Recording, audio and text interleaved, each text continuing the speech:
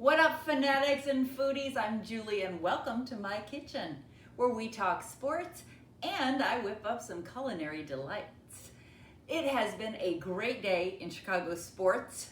We had the Bears, Sox, and Cubs go 3-0 today. The White Sox finishing in the nation's capital with a convincing 8-0 win gives them a little momentum heading into the off season.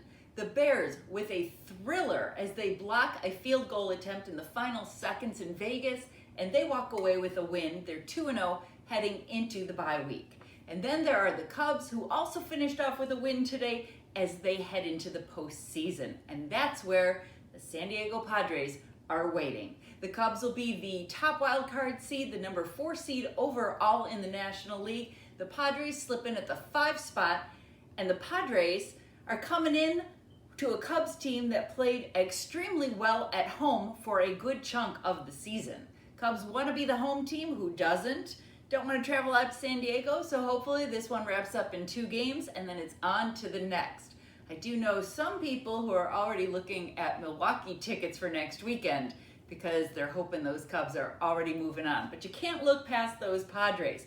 And when you talk about San Diego, I started to think about what foods are specific to San Diego. There's one that jumps out, and it is called a California Burrito. You're like, cool, I like burritos. This must be some sort of Tex-Mex thing that's specific to California. Here's what makes it special. A California Burrito has French fries in it. Not rice, not refried beans, it's got French fries in it. So to me, this is the West Coast version of Pittsburgh's Permane sandwich, where they put the French fries on the sandwich. That's what we're gonna be doing today. So what I'm starting with here, I have a grill that's heated up. I have a Fry Daddy that's hot. You can use an air fryer. I know that's the trendy thing now. I still go back to my little old reliable, my Fry Daddy, and my oil in there is very hot right now. If you're doing anything on a griddle, on a saute pan, if you wanna check if it's hot, grab a little bit of water and just, you hear that sizzle? Means it's just the right temperature. If it doesn't sizzle, it's too cold. If the water balls up, that means it is way too hot and you need to bring the temperature down a little bit. You can do the same thing with your hot oil here. You hear that crackle? That means your hot oil in your Fry Daddy is ready to go as well. So what we're gonna do is I am just gonna oil this up a little bit. Give it just a couple little splashes here. I'm using olive oil, but you can use canola oil, you can use vegetable oil, whatever you would like. And we're gonna get that ready for our meat, which I have been marinating for a long time. This is kind of my janky way of getting it set up. That's gonna make it really easy for you. What I've put in here, I've put some garlic salt, some cumin, some cayenne pepper, and then I've got 2 bottles of light beer. So we won't open these now. We'll save these to drink for later, along with the margaritas I have planned to go along with this. But I put all that in the bag, and then you're gonna put your meat in here, lift it up, and seal it. So this is just to kind of show you a good, easy way to do it so you don't have the bag flopping all over your counter. What I have here is one that has been marinating. You can see when I pull it out, it has been in there overnight. You wanna go minimum 4 hours. But mine has been in there overnight, so that is gonna make this nice and tender. And I'm gonna lay this cut of meat really gently on our hot griddle like that. You'll hear that sizzle. What we want from that is to get a nice sear, which means it'll be brown on both sides. And we want the internal temperature to be around 145. It'll come up a little bit while it's resting, and we'll explain that in a second. What I'm working with here is hanger steak. You can use skirt steak, flank steak. I'm using hanger steak. They're all around the same price point. I get mine at a local butcher, and all 3 cuts of steak were anywhere from $17 to $20 a pound. This one is super flavorful, it's extremely tender, and it's usually a better value for you. So if you're looking to cut some costs, it's usually cheaper. Not always, but a little bit. All right, so while this is working, let's talk some baseball, because this was crazy. So many of these races came down to the wire, especially with that Detroit-Cleveland in the AL Central. Absolutely nuts. Cleveland on such a hot tear, and they wound up getting back into the race. and taking over the Tigers for the top spot in the AL Central. The Cubs knew they were going to the playoffs a few days ago. They had to wait and see if they were going to be the home team or the road team. As I'm talking to you, I'm watching this because time management is extremely important. I'm going to slide this up a little bit because you don't need to watch that sizzle. And in the meantime, I'm going to go ahead and throw my French fries in here and get those cooking as well. I'm trying craft beer battered French fries. I think they sound delicious. I've never tried these. You want to be careful if you're putting those in because that oil is going to splash up at you. You're just going to drop them really gently. So as I am managing all our components here, I'm thinking of Craig Counsell, who has quite a bit to manage on his front as well. I asked some of the Cubs fans I know how Cubs fans feel about Craig Counsell. And they were like, nah, I guess they feel okay about him. Here's what I think about a manager. How you feel about the manager is mostly based on how he manages his pitching staff. Craig Counsell is going into this series with some standout guys who he can plug into that first spot. You don't have Cade Horton though. So he's going to have to manage not just a starting staff, but a bullpen that has probably been the biggest source of, I'm going to grab the Tums of Pepto-Bismol if you're a Cubs fan. All right, I'm keeping an eye on what we've got going on here. I'm going to flip this, getting a little brown there around the edges. I'm going to turn down the heat a little bit, just so I can let that work kind of quietly. And then we're going to make some homemade guacamole, which is going to be part of our burrito filling. I have a soft spot in my heart for the homemade guacamole because this is one of the first things I taught my stepson to make when I first met him. Super easy. You can have your kids help with it. I am starting with nice, soft to the touch avocados. And I'm going to have some fresh lime juice. You will notice the difference when you're using fresh. I've got some cilantro chopped up here. And I have some chopped tomatoes. And we'll get to a little salt in a bit. So in the meantime, I'm going to grab a knife and a cutting board. And I'm going to get these avocados going here. Now when you're looking at the Padres, you might see some familiar faces. Yu Darvish, Dylan Cease, Gavin Sheets, all guys who have come through Chicago in recent years. You see I cut this in half. You want to get that pit out really easily. You take the knife, you slam it down, you twist, and it comes out just like that. So then we're going to scoop this out with a spoon. It's going to be nice and easy to slide that out. I'm going to use this big spoon here. We're going to scoop it into our bowl. If the avocados are nice and ripe, it'll come out easily. If you're forcing it, it means they're probably not ripe enough. All right, so the next thing I'm gonna do is I'm gonna kind of mash this up a little bit. And again, it's mashing pretty well. Could maybe be a little smushier. That's all right, we're gonna make that work. So as I mentioned, we have Mike Shildt, the manager of the Padres, with a starting staff, some names you'll recognize, and he's got guys who are all right-handed. So this is going to be kind of interesting for Craig Counsell to manage because he's got a whole bunch of lefties on the Cubs lineup. Just give these a little smush around in here. I got my French fries not brown yet, but you can kind of see they're getting there. They're getting a little color on them. So Craig Counsell certainly has some flexibility with guys who have been hitting pretty well lately. If you've noticed, Pete Crow-Armstrong starting to hit after being in a little bit of a slump there. Man, after his first half, I mean, you were just dreaming about the records he was going to hold. So I'm throwing some diced tomatoes in here. And then he got really, really quiet after the All-Star break. So he has come around. You've got Seiya Suzuki, who's hitting well right now. And holy cow, you've got Michael Busch, who came a single shy of the cycle. That's the easiest part to get, right? Usually it's the triple that you're trying to get. And then the stupid Cardinals intentionally walked him in his final at-bat when he could have gotten the cycle. Stupid birds. Anyway, so what I've got working in here, I've got some fresh cilantro, some avocado, I've got my diced tomatoes, and we're gonna add a little bit of lime juice, which you're gonna see me do here. If you want to soften the lime a little bit, you can roll it. You can do this with lemons as well. You're gonna roll it on your countertop.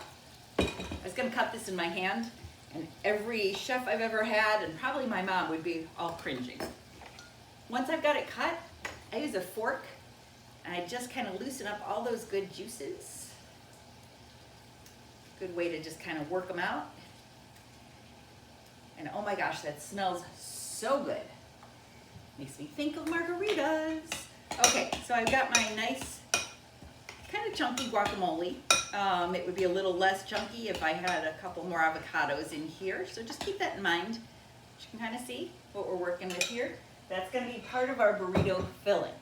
Now, in the meantime, our meat seems to be doing pretty well here. I'm gonna use a meat thermometer to check the temperature, and that'll give me an idea on how close we are to pulling it.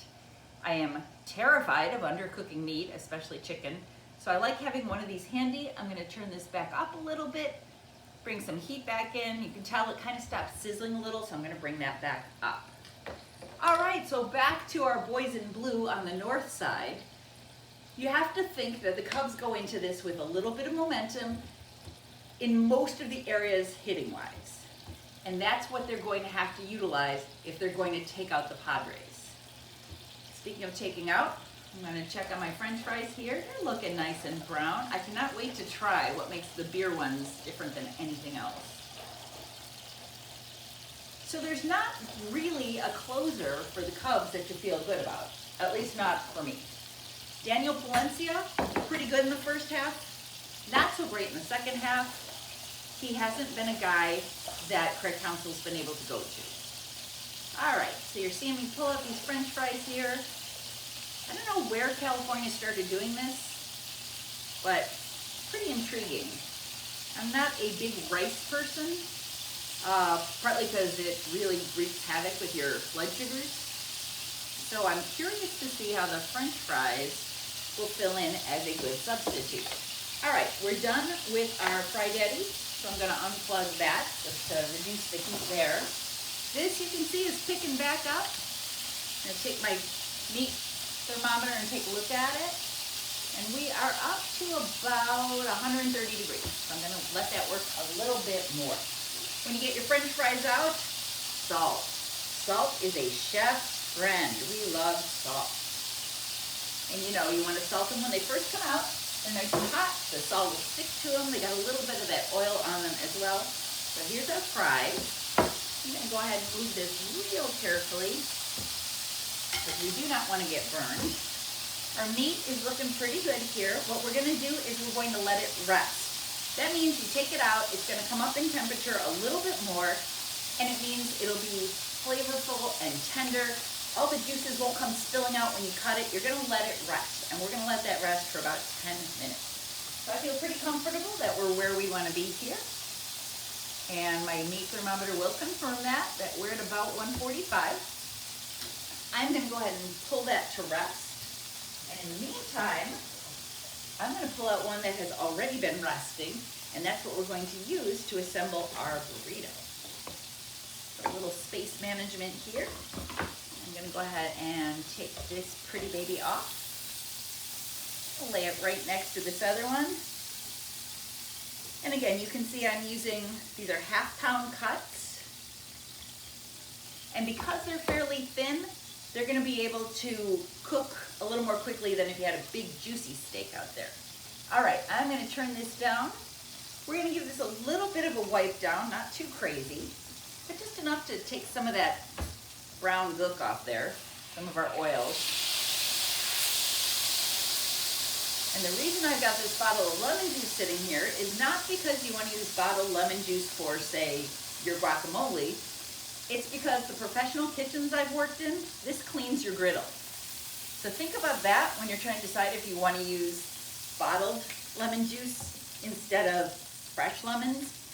It's great for convenience sometimes, but that's what professional kitchens use to clean the crud off the griddle. Again, you might want to just think about that when you're cooking at home. All right, we've got our nice hot griddle here. I'm going to put a little bit of oil back on here, just a little sploosh.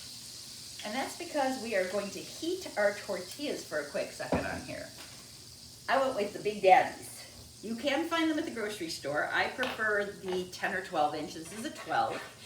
I prefer that to the little 8-inch guys, but go with whatever works for you. All right, this is hot. I'm gonna let that work for a second here, just so it's not soggy when we put all our cool stuff in there. So we've got our meat resting, we've got our French fries cooked, we have our guacamole made, and we are just about ready to start assembling. I'll push this baby up a little bit, give me a little more room to work with here. Got some runaway limes and avocados back here. It's all good, they can roll off the countertop unless you have dogs who are waiting for something to fall on the floor. Not that I know anything about that. All right, so we are ready to start rolling with this. That sizzle over there is okay. We're gonna clean that when we're done with everything. But for now, our lemon juice there helps give us a good head start on getting that clean. I'm gonna take a look at our tortilla, see if we're getting a little bit of color on here. I did take this down in temperature. So you can see I'm getting a little bit of brown. The oil's penetrating there. Shh, don't let my dogs see that. No, don't eat it. I'm gonna go ahead and start slicing our meat. And this is what's gonna be inside our burrito. Anyway, so you're gonna cut against the grain, which means you're gonna go this way if the grain is going the opposite direction. So I'm gonna slice it like this. I am going to hold the meat in place with my fork here. You want fairly thin slices. This one's a little bit pink on the inside, which is kind of what we're going for. If you like it more well done, you can obviously keep it on there longer. All right, so here is what our steak is looking like. A little bit colored, nice and juicy. I'm gonna turn this down. That'll take care of that sizzle over there. And that also means that our tortilla, you can see how it's puffing up here a little bit? That means our tortilla is ready to go as well. All right, I'm gonna grab a cutting board here. We're gonna use that to assemble our tortilla. Again, you can go smaller than this one if you'd like. I like this big size one because it's gonna give us more room to fill it with all sorts of goodness. So see, those Padres may be an annoying baseball team, but at least there's something in San Diego that's a good signature dish. You can see we got some nice brown color on there. So now that we have our beautiful tortilla heated up and ready to go, I'm gonna sprinkle a little Mexican cheese down the center. You can find this in the grocery store. You can use other kinds of shredded cheese. You can use slices of cheese, whatever works for you. I took some time here to finish cutting up all our meat, so we're gonna layer that next. It is still warm, even though we had it resting. So we're gonna fill that. Again, this is where the 12-inch tortilla comes in most handy. So we've got that working there. We're gonna add a little bit of our guac down the center. Love, love, love the tomatoes and guacamole, so I kind of go heavy on those. I do not love the cilantro in guacamole. I have substituted basil, fresh basil. Works extremely well. I know there are traditionalists who are just cringing right now, but if you're one of those people that doesn't like cilantro, you can go ahead and make that substitute as well. Next thing I'm gonna put in here, our magic ingredient, which is our French fries. This is what makes it a California burrito. They still have some nice crispiness to them. They are still warm, and they've got that wonderful salt I put on there. And I'm just gonna lay those lengthwise along our strip down the center. I really just wanna sit here and just start sampling these to see how they turned out, but we'll wait, we'll get the full effect here. So however many you wanna jam in there, I think I've got probably about a dozen of my lovely warm salted French fries. And then the last thing we're gonna go with here is a little pico de gallo. Think of it as kind of like a version of ketchup for your fries. And I'm just gonna put that over the top. You wanna keep the juices out and the tomatoes and the onions in. Once we've got that all completed, all our layers are in there, I'm gonna go ahead and fold the ends in. That's where those French fries are gonna get tricky. They're gonna try and poke their way out. While you're holding that with your fingers, you're also going to turn the ends in like an envelope. Start to bring that over. You're gonna do the same at the other end. And as you're rolling, roll it nice and tight. That end that's closest to you is gonna get tucked underneath. You got that little triangle on the other side, and there you have a nice, tight, finished burrito. We're gonna cut that on the bias. just like this. That means we cut it on a diagonal. We break it open so you can see all the deliciousness in there. I'm gonna go ahead and plate that on my beautiful plate of bell peppers here. You can get all fancy. You can stack them, kind of like this, looking all pretty like a food magazine. And then I'm gonna take a little bit of sour cream here and just drizzle them with some sour cream for garnish. And you can serve some of that in a little cup on the side. Just like that, there is your taste of San Diego. I hope that's all we experience of San Diego this week.